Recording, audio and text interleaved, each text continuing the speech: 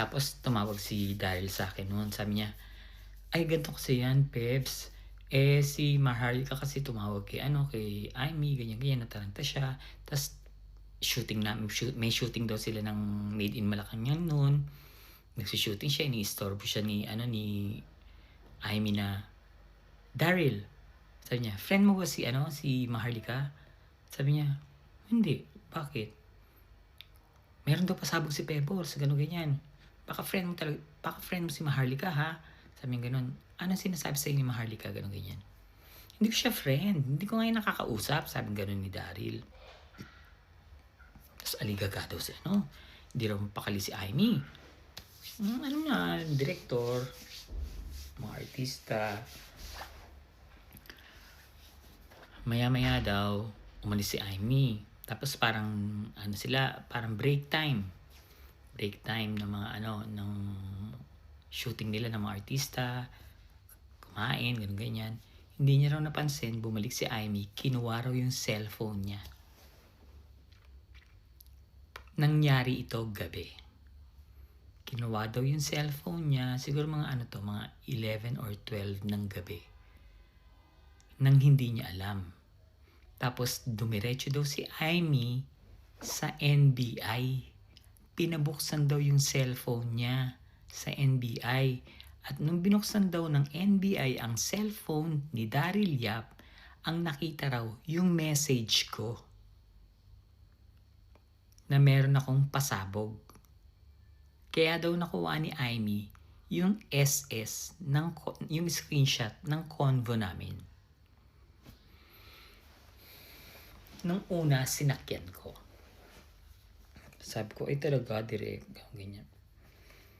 Sobra naman. Sana naman tinanong niyo muna ako kung ano yung pasabog bago niyo sinend kay FL. Ganyan, ganun pa ako. Tapos sabi niya pa, naku, wala kang dapat ikatakot. At least ngayon, ikaw yung parang sila ang dapat matakot sa'yo. Ganyan, chururut, ganyan. Inaano niya pa ako, ine-emming niya pa ako. Tapos tumawag ka kay Sas, sinabi ko kay Sas. Tapos ang ginawa ko, kahit alam ko namang ini-etchos nila ako doon sa NBA na yan, meron akong contact sa loob ng NBI. May posisyon. Tinawagan ko madaling araw, mga 1. Parang ganun, 1 or 2. Sabi ko, "Sir, may gusto lang akong itanong, pasensya ka na kung naistorbo kita kasi alam ko natutulog ka na." Sabi niya, "Sige, ano yun?" Kapag pumunta sa inyo ang isang politician, tapos may dala siyang cellphone, may gusto siyang pabuksan, gagawin niyo po ba yun? Sabi niya, "Ay, hindi. Siyempre, tatanungin muna namin siya kung ano ba yan, kunyari parang kung tungkol ba yan sa presidente, kung meron bang papatay sa presidente, yan, gagawin namin yan, bubuksan namin yan." Pero yung pupunta siya para pabuksan yung CP mo, yung messenger mo, hindi namin gagawin yan. Kasi hindi naman hindi naman government at ano issue yan. Ganyan. Hindi yan crime. At hindi kami basta-basta nagbubukas, marami raw proseso, ganyan. So, linoko nila ako. Which is, alam ko naman sa umpisa pa lang, ako pa. Hindi naman ako baguhan sa ganyan. Investigative vlogger nga ako eh. Ang bait ko pa ha, minessage ko siya. Sabi ko, "Direct Daryl, alam ko naman nagsisinungaling ka sa akin. Kausap ko yung kaibigan kong nagtatrabaho sa NBI na hindi pala pwede yung sinasabi mo na kukunin ni Imee yung cellphone mo tapos didiretso siya ng NBI, pabubuksan niya, ganun ganyan. Hindi yun pwede." Sabi ko gano'n. Kahit nga hindi ko itawag yun sa kaibigan ko, hindi siya talaga pwede. Sabi ko gano'n. Umamin ka na sa akin na ikaw ang nagbigay ng screenshot ng convo natin kay Imee at si Imee sinend naman kay Lisa. At ang talak ni Imee kay Lisa is, "Ano to? Bakit nagagalit yung mga loyalista? Anong ginagawa mo?" Ganyan. Pinagtatalakan niya kasi si FL eh. Nang hindi nila ako tinatanong kung ano ba yung sinasabi ko. 'Di ba?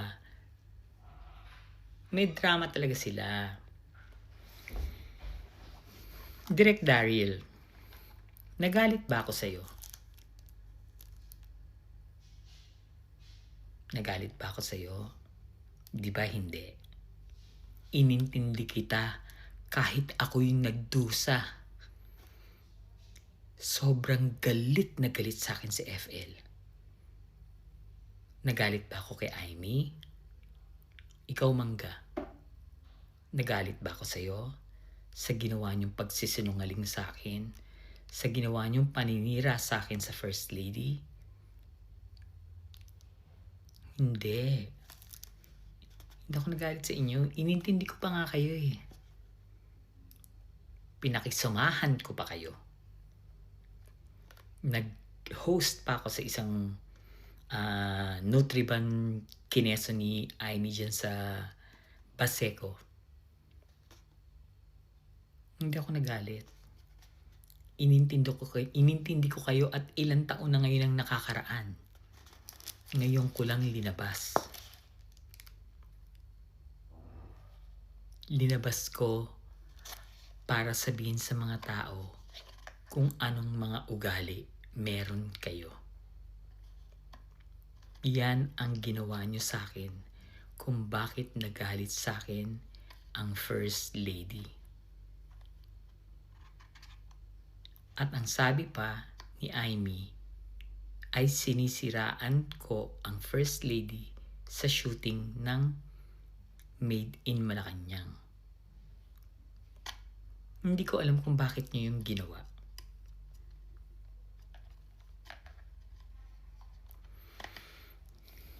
Ngayon, sobra ang luwag ng pakiramdam ko. Kung gusto nyo sumagot or kung gusto nyo magsalita ng mga paninira sa akin, okay lang. Wala akong pakialam.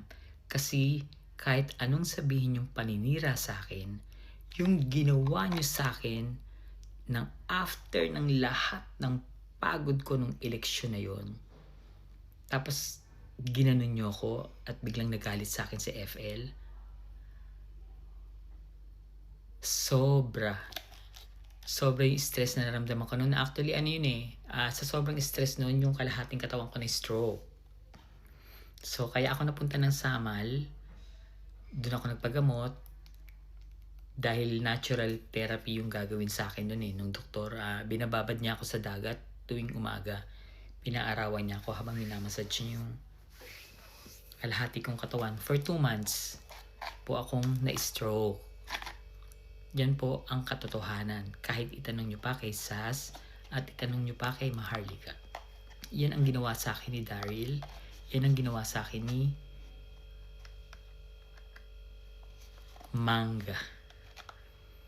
Tapos na ito ng mga nakaraan, nung bumalik na ako kay PBBM, minessage ko si Daryl. Ang sabi ko sa kanya, meron sana akong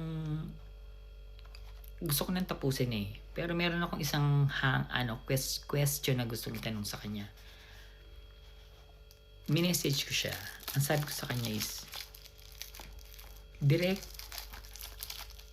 bakit nung inabandon na ako ni FL dahil sa ginawa ni Aimee na pagsisend ng screenshot ng convo natin, hiningi pala ako ng tulong sa kanya ni Maharlika na mabigyan ako ng trabaho, na kahit na maliit na trabaho lang. Bakit hindi niyo ako pinansin? Ikaw, Direk, ilang beses kang nangako sa akin na lalabas ako sa pelikula mo. Alam mo yan. Mamatay na ang sinungaling. Sige, kahit karmahin na ako ngayon. Ilang beses mo akong pinangakuan dyan. So yan po yung ginawa nila sa akin, ni Daryl at ni Aimee. Ngayon, okay na ako. Maluwag na yung dibdib ko dahil nasabi ko na lahat. At siguro naman ngayon, kilala nyo na kung sino sila. Churut tusok. Be. Pwede mo akong idibang, Direk and Aimee. Pwedeng pwede.